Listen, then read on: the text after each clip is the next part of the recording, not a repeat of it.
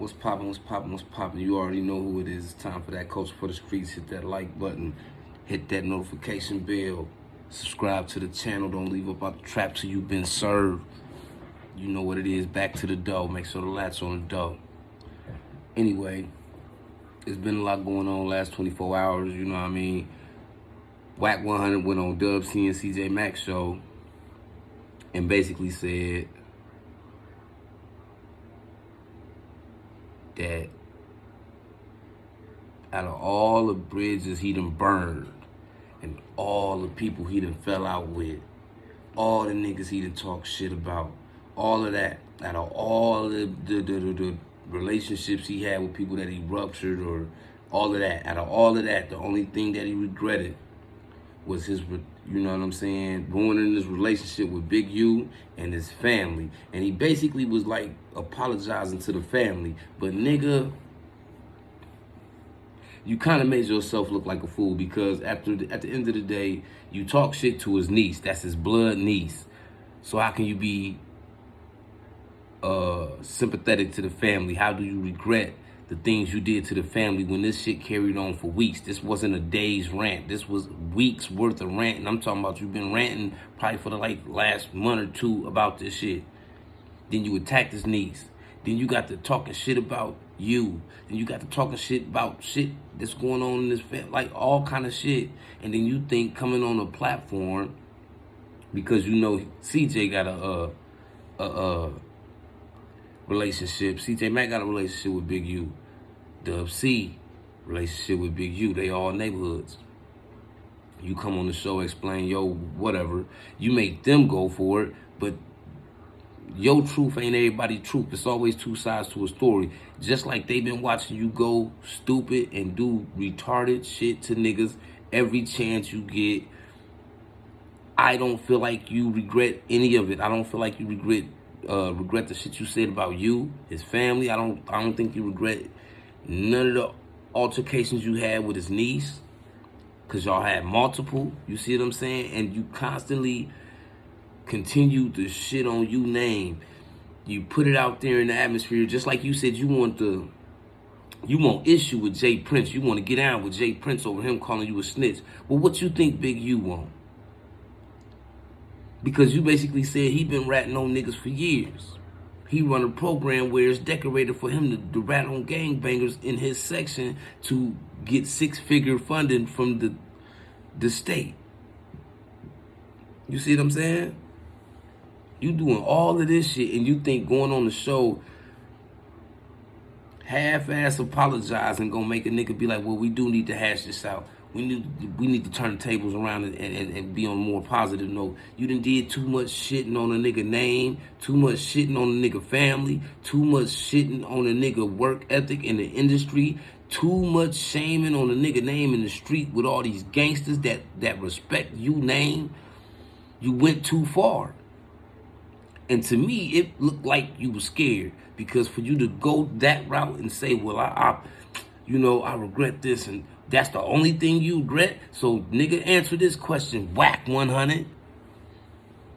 Since that's the only thing you regret, nigga, is that the only nigga you scared of?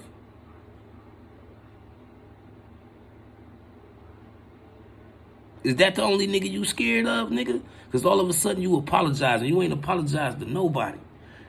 You don't even want to squash beef with Jay Prince, but you want to apologize to you. You want to apologize to Big U, though. After all this shit that you done said, ain't no apologizing, nigga. Catch this wreck, nigga. Catch this wreck, nigga. And that shit is foolish, it's stupid as hell, and I don't understand where niggas, like, where's your head at? Because you went on this platform to explain yourself only to end up pre-apologizing, which was the bullshittest apology I ever seen a nigga do to somebody you say you had all this love for. You slept on this man's couch. You could pull up in 60 Hood, go in this nigga house, sleep on the couch when you and your wife falling out. All these things you said, how you and you was like brothers, but brothers don't do what you did to you. Brothers don't do what you did to you, nigga. And you can't take them moments back, nigga. What you doing to in the past can come back to haunt you in the future. And as far as I'm concerned, your past is haunting you right now. All the other relationships you done burned, them might not be haunting you, but this Big U situation, this shit haunting the shit out you right now, and you can clearly see it because like this, like one of the first times where you admitting that you regret the fact that you went there. Only though you know it ain't no turning back and you know you can't take that shit back. Ain't no taking what you said back. You got to stand on business now. And Big U a man of business. So you know it's only a matter of time before y'all in the same room. You know it's only a matter of time before you get caught up with. You ain't saying he want to kill you. So, in all actuality, it's gonna come a time when y'all see each other. Then what? You gonna apologize right there? He ain't gonna want to hear. He gonna want to fight first. He gonna want the apology later. You see what I'm saying? And if y'all don't understand what I'm saying, all you gotta do is listen to what Big U saying, and y'all tell me if y'all think this is a nigga that's gonna let an apology squash the issue or let an apology make all the other shit disappear. The fact that you was speaking on my name, shitting on my character, shitting on my street reputability, all of this other shit, nigga, that's not gonna make that disappear. Apology ain't gonna change that, nigga. Nigga, something got to happen about that. I'm not saying the nigga gonna kill Whack 100. I'm not saying that at all. I'm not even gonna promote that part. But we know how the Cali vibes go. Nigga, pull up and get that fade. At some point in time, these niggas both in the industry. They both move around. They both know everybody. They're going to end up in the same building. What you think gonna happen? Anyway, listen to you real quick, though. And you tell me what you think, where his temperature at with this shit. Because I promise you,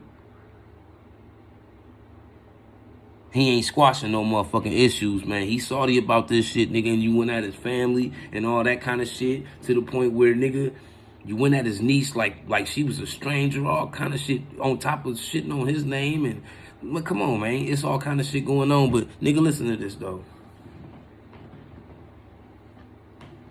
Yeah. I don't really address a lot of bullshit that's said on the internet, but I'm going to tell y'all this. I'm going to address this, and I'm going to address this fast and quick. I heard about that little CJ Mack and Dub C interview with that guy. I don't accept no apology from no nigga to disrespect my name, disrespect my family, and call me on my name, my nigga. I ain't cool with nothing. I ain't cool with that CJ Mack shit. I ain't cool with that Dub C shit. Do that sound like a nigga? None of that, my nigga. And that's all I got to say on that. Ain't no nigga, I'm not fucking with no nigga disrespect me, my nigga. Come see me in my face. And that's all I'm saying to that. Does that sound like a nigga that's accepting apologies?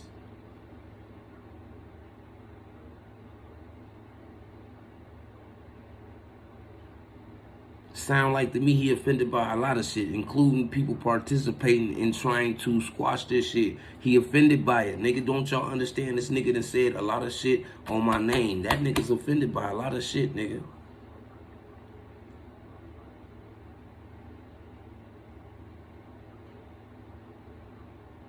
A lot. It's gonna be some issues about that. This shit was not no internet shit. At first I thought it was some internet shit. This is not internet shit. This is not internet shit. I'm trying to tell you, like, this shit really gonna be in the street. Two grown men. It don't have to come down to gang against gang thing. These niggas two grown men, two different generation types of niggas, man. They gon' it's gonna be some furniture moving over this shit. You see what I'm saying? This is a problem. I think this is a problem that Wack thought he could start and end on with an apology. He could start the bullshit, gain some rhythm from it, and apologize from it. Cause let's just keep it honest. An apology gonna make shit go viral too, cause them niggas are squashing shit, just like him and Jay Prince squashing shit. That would make both of them issues go viral. And a lot of people gonna eat off them viral moments, but it ain't about the viral moment for you. For Big U, it's not about the viral moment. It's about the fact, nigga, I'm branded out here. My name is branded. In these streets, all the reputable niggas respect my name. I stand on my name 10 toes. The shit I'm about, nigga, ain't to be played with, ain't to be toyed with. This is not a motherfucking game. And you went out there and played with that man's name. Now you got to deal with the fact that this nigga got an issue with you, a real issue with you. So nigga, he ain't gonna tongue wrestle with you like Jay Prince doing. You see what I'm saying? Because at some point, Jay Prince will say you lip wrestling, but if he responding to you constantly, he lip wrestling too. So both of y'all lip wrestling. You see what I'm saying? Two grown men lip wrestling. Whereas you just sitting in the back, just letting you talk on the mic at every motherfucking interview you got, every podcast stop you got, boom, boom. You doing all this salt shaking. And he just like,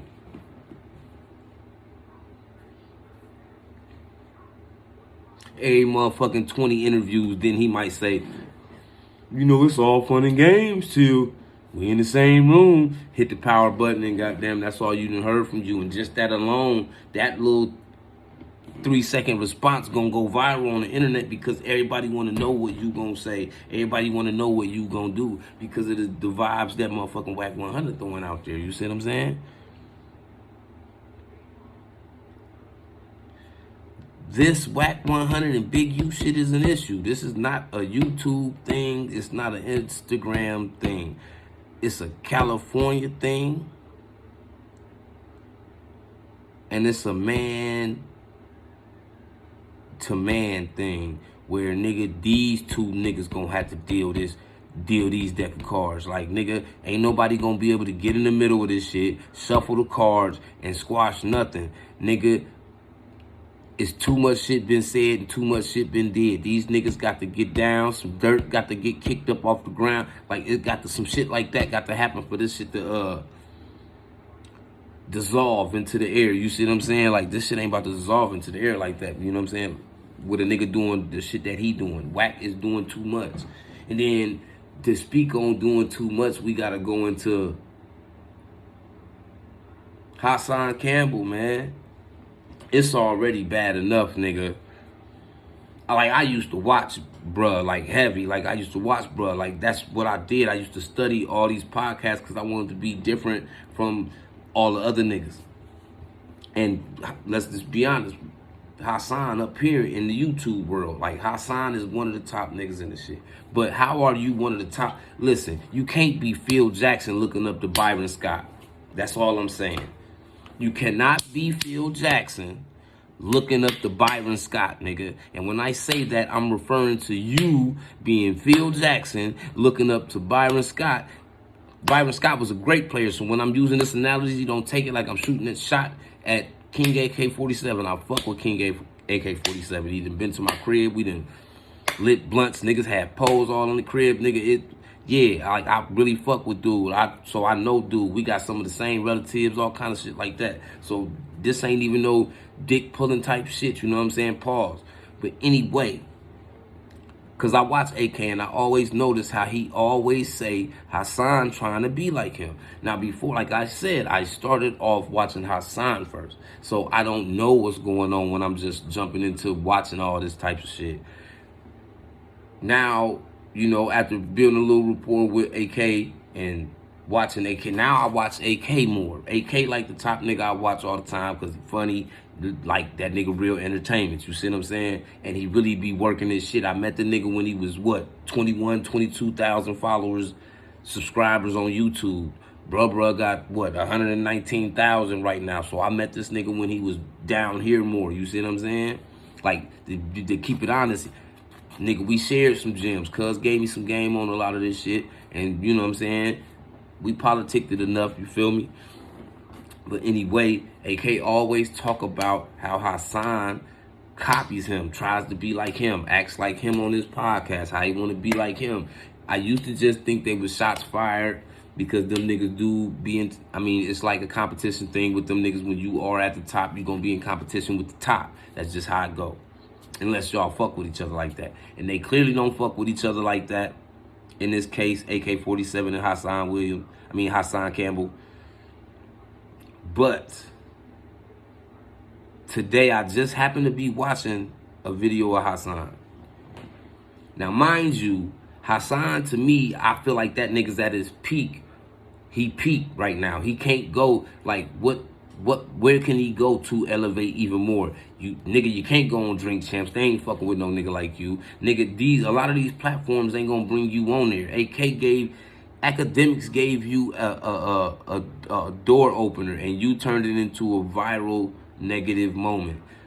Yes, you gained a lot of money off of that moment from going on there with 6ix9ine and Whack 100 and Academics. But to me, you're at your peak. You're not gonna be the 2 million follower guy. Like right now, you stale, and your content is starting to get stale. You too serious. You really ain't funny. Your jokes funny. Your jewelry fake. Like you're in the middle of doing your content and chains is falling up. Matter of fact, nigga, where the fuck is that Cuban at?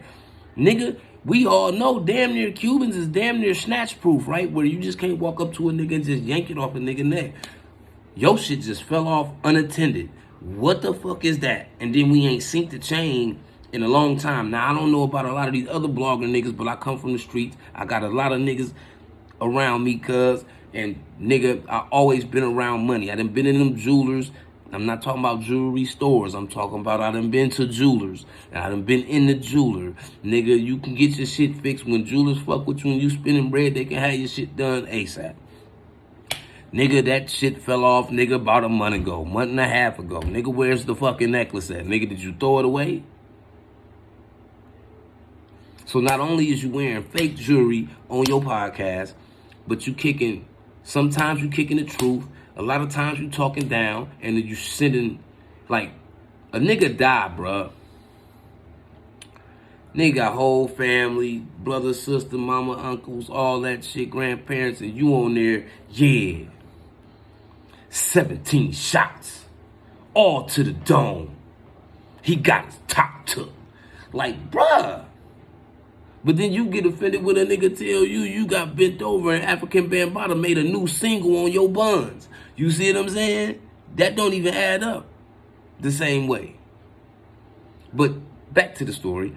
I'm watching him, and not even 10 seconds into the show, you talking about Whack, and you talking about Big U, and you talking about CJ Mack and Dub C Show. But before this nigga gets started, what do I see? Now, everybody on YouTube that watch King AK 47, once again, shout out King AK 47. Everybody that watch Cuz, know Cuz animated. When he get on there, nigga, he see some shit in the comments and he don't like, nigga, he gonna get on your ass. He funny. Sometimes he just make up songs and just rap the song, nigga, just free off the head. Like nigga did it when he was over here, so I know that shit is not like an act. Like the nigga really know he got this shit in a chokehold when it come to, you know what I'm saying? If these was talk shows, AK-47 be one of the motherfucking top talk shows because the nigga really is entertainment. But like he'd do all that singing, dancing, rap, and all that. First 7 seconds of Hassan video, he quiet. He looks side to side. And then he said, what's that song? They smiling in your face all the time. They want to take your place to bed. Come on, everybody know that no bloggers on YouTube,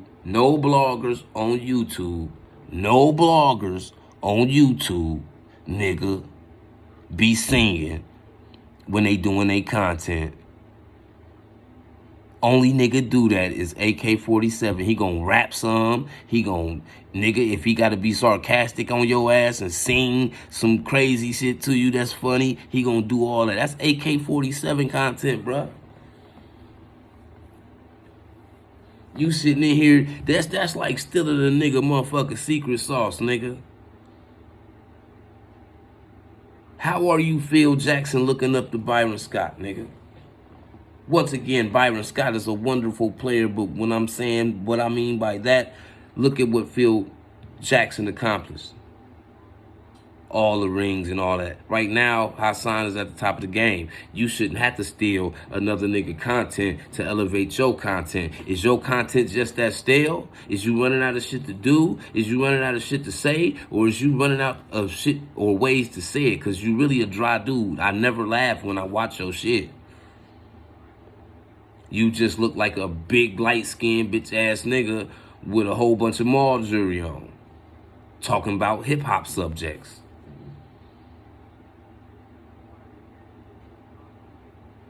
With a big following. Like I said, you got a big following, but right now I feel like you at your peak. I don't feel like, bruh, this the YouTube world. You got a lot of niggas out here faking the funk, fake subscribers, fake views, fake a lot of shit. Nigga, unlike a lot of motherfuckers, we came from the mud with this shit. Unlike a lot of people, AK came from the mud. I ain't gonna say Hassan ain't come from the mud too, but nigga, your time might be up. This shit is like the rap game. You are Melly Mel, Cool Herc, nigga. King AK.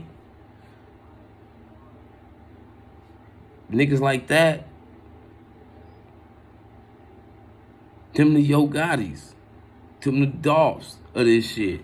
You see what I'm saying? It's time to move over, bro. Your content dry, it's sticky, your chains is fake, nigga, and like you disrespectful when niggas die. Nigga, the same as them Chirac niggas be dissing niggas in they motherfucking songs, nigga. It ain't no different from how you do your blogs, because when you come on and you say something disrespectful about the dead, nigga, you dissing the dead too, nigga. So I don't give a fuck how tough you think you is, nigga. You always gotta remember you got folded up like a beach chair and inserted like a goddamn ATM machine. So we got to cut the bullshit, bro. Cut the bullshit, bro. Cut the bullshit, bro. Be yourself. Let King Ak 47 do him. You do you. Nigga, you already up. Can niggas live without niggas motherfucking soaking up another nigga game, trying to act like that's they shit? Nigga, we know this ain't your swagger, man. Get your life right, man.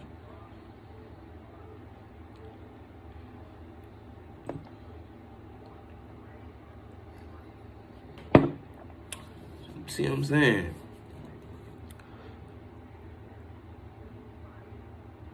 But before we get up out of here, man, because you know what I'm saying, like I said, sometimes I gotta show you niggas that we are not your typical bloggers / podcasters and shit. Cause we got a lot of shit going on. When you don't see us going live and doing videos, nigga, we getting some money cause we got a whole bunch of other shit going on. Once this motherfucking show take off, nigga, y'all gonna see exactly what I'm talking about. But for the time being, man, everybody make sure y'all go log in, man. Tap in, Italian Leather, man. My new joints are out now. Piedi Freschi, man. Italian Leather, designer. These are not tennis shoes. Tell Soldier Boy, Master P, throw they shit in the trash. Cause when it comes to niggas like us, nigga, we got it out the mud. We gonna keep getting it up out the mud. And we gonna make sure we produce better than them rich niggas. We gonna get it one way or another, nigga. Tap in, hit that like button, subscribe to the channel. Don't leave up out the trap till you've been served.